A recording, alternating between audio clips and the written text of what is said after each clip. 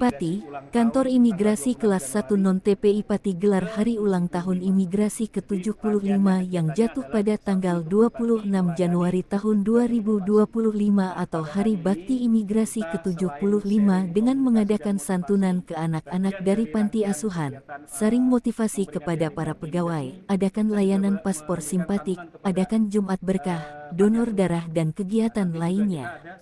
Tanggal 3 Januari tahun setiap Sabtu 25. kita ada kegiatan yang namanya paspor simpatik, melayani warga di wilayah kerja kantor imigrasi Pati. Setiap Sabtu walk in, boleh datang, kuota 50, datang kita layani untuk pembuatan paspor setiap Sabtu dari tanggal 1 sampai tanggal 26, minggu pertama minggu 2 setiap Sabtu. Besok berarti tanggal 4, ya kan? Mulai jam Tanggal kerja. 4, tanggal 11, kemudian tanggal 11, tanggal 18, selanjutnya tanggal 25. Selama 1 bulan full kita ada paspor simpatik. Selain itu kita juga nanti ada kegiatan donor darah dan kegiatan lainnya yang membuktikan kita ingin berbakti kepada masyarakat, seperti itu. Dan kegiatan hari ini jelas kita awali dengan kegiatan mengundang dari panti asuhan untuk diberikan santunan dan juga bingkisan untuk alat tulis segala macam untuk sekolah. Kemudian kita juga untuk memperkuat motivasi dan semangat kerja bagi pegawai, kita undang pakar komunikasi Dr. Aqua Dupayana untuk memberikan materi terkait dengan komunikasi dan motivasi untuk melaksanakan peningkatan kinerja di tahun 2025 ini. Kita sampaikan bahwa capaian kita tahun 2024 ini kita sudah memberikan pelayanan terhadap warga negara Indonesia untuk tujuan bekerja itu ada 1.139. Nanti ada datanya ke Bikim, dan kemudian kita untuk pemberian paspor elektronik kita sudah mencapai 11.000 lebih. Kemudian untuk paspor biasa kita ada sekitar 32.000. Maksudnya paspor biasa itu non elektronik ya. Jadi semua ada paspor elektronik, ada kita 11.000 kita terbitkan. Kemudian yang untuk paspor biasa non elektronik kita 32.000 lebih.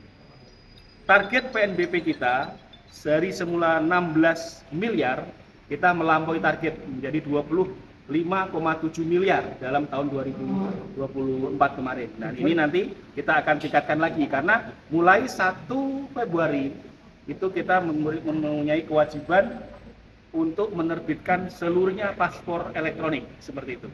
Itu tujuan paling banyak apa Pak? Tujuan paling banyak itu umroh, dan juga untuk umroh dan haji itu kita jadikan satu. Jadi 80% untuk umroh semuanya. Dan kalau haji kan setiap tahun itu. Jadi kebanyakan digunakan untuk umroh. Itu 80%. Dari sekitar 44.000 itu sekitar 36 sampai 37.000-nya itu untuk umroh ibadah. Kemudian nomor urut 2 Pak? Ya. Nomor urut 2 mungkin apa Pak? Yang ini apa mungkin pelajar atau udah wisata itu, wisata yang ke tetangga-tetangga dekat, ke Malaysia, ke Thailand kan sekarang kan ada ya just tip itu kan yang di Bangkok itu rata-rata pada ikut-ikut juga itu untuk jualan gitu. Tahun ini kita targetnya PNBP kita targetnya tahun ini kemarin sekitar 22 miliar. Tahun ini targetnya 22 miliar. Tapi kemungkinan besar akan terlampaui ini kalau misalnya itu, karena targetnya 22 miliar. Semoga ekonomi itu Indonesia itu tetap stabil dan orang bisa ibadah, bisa kegiatan itu. Jadi animo masyarakat untuk membuat paspor untuk meminta pelayanan keimigrasian itu tinggi. Ini tergantung, jangan sampai lah kita berdoa semua jangan sampai ada COVID lagi lah seperti itu. Karena itu sangat mempengaruhi sekali. Penerbitan paspor ini tertunda Pak ya? Kalau yang ditunda kita selama ini ada sekitar 1.000-an lebih. Jadi selama tahun 2024 ya, yang kita tunda itu ada sekitar 1.000-an. Itu kenapa Pak?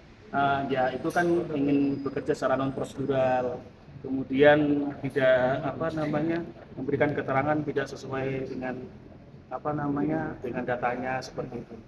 Nah, rata-rata seperti itu sih, mungkin orang dari daerah lain ke sini kita mintakan kelengkapan syaratnya tapi tidak datang lagi, ya kita tunda lagi seperti itu.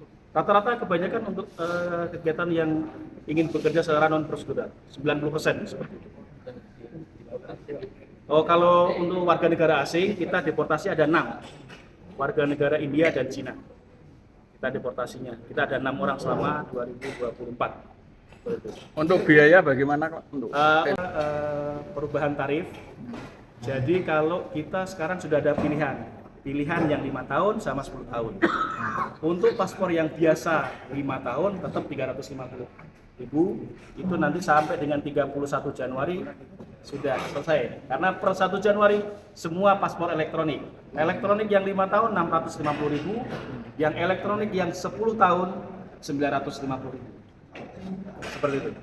maaf sedikit privasi, tadi disinggung ada penjual tempe, boleh diceritakan mungkin masa kecilnya? Oh, ya, saya terus terang keluarga saya itu dagang. Bapak saya dulu dagang pembeli padi diolah menjadi beras. Kalau ibu saya dari kecil, saya dari usia 2 tahun ibu saya sudah berdagang dari 2 kilo.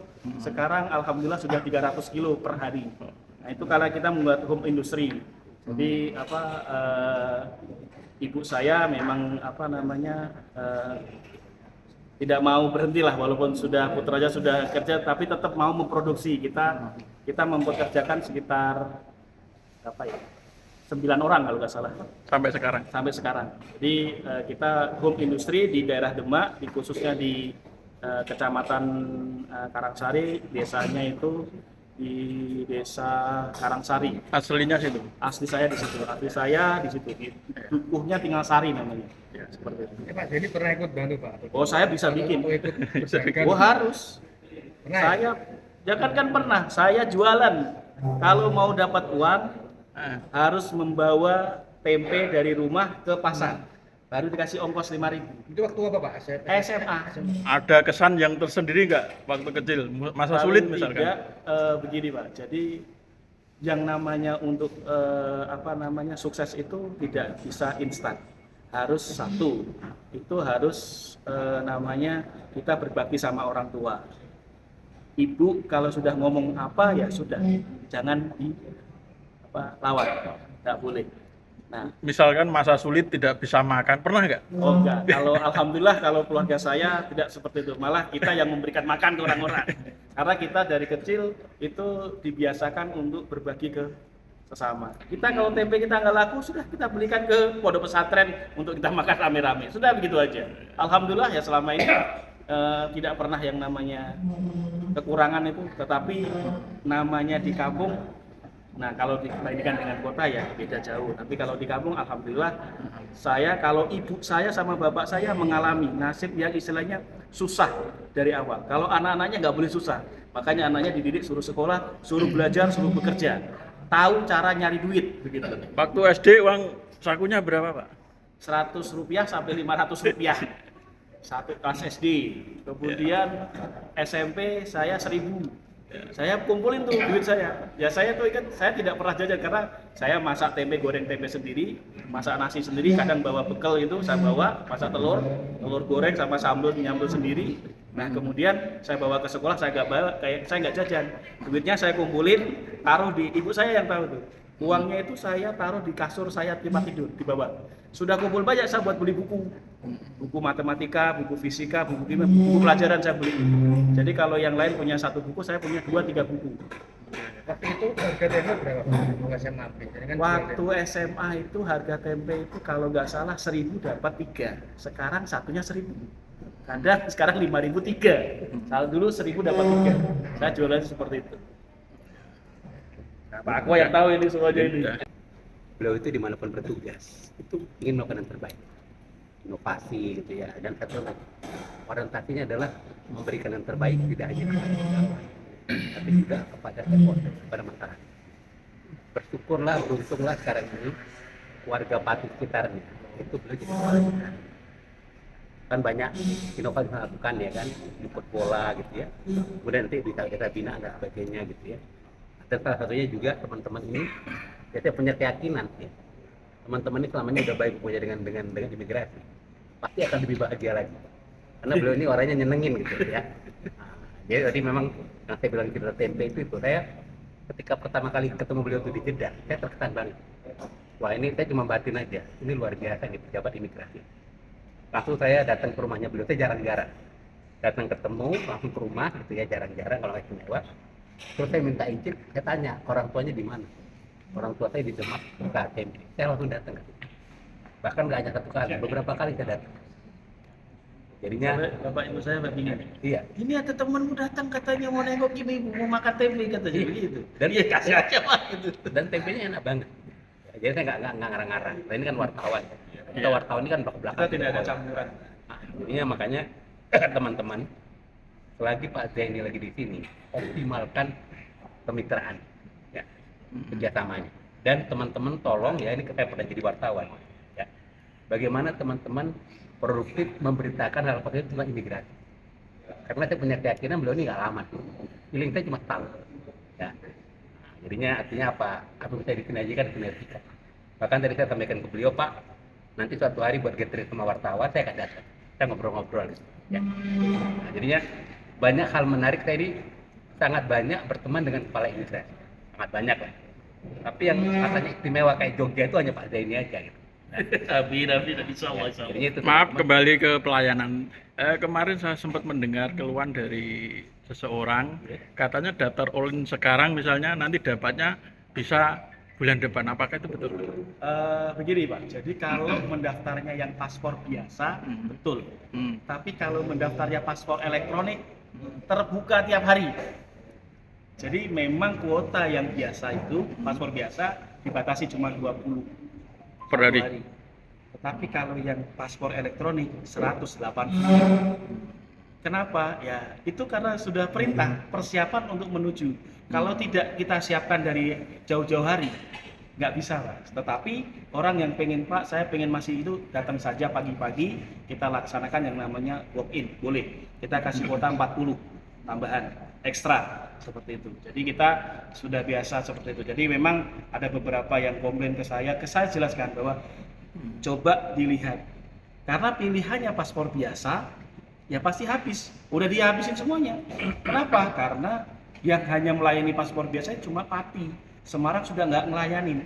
Orang Semarang, hari ini saya nemuin 7 orang yang tinggal di Semarang, kerja di Semarang, bikin di Pati. Kenapa? Karena di Pati masih ada. Nah, mereka beralih ke kita ke seperti itu. Jadi sampaikan kepada masyarakat, memang kalau untuk paspor biasa kita kuotanya berkurang karena sudah mulai berkurang, tidak dicetak lagi.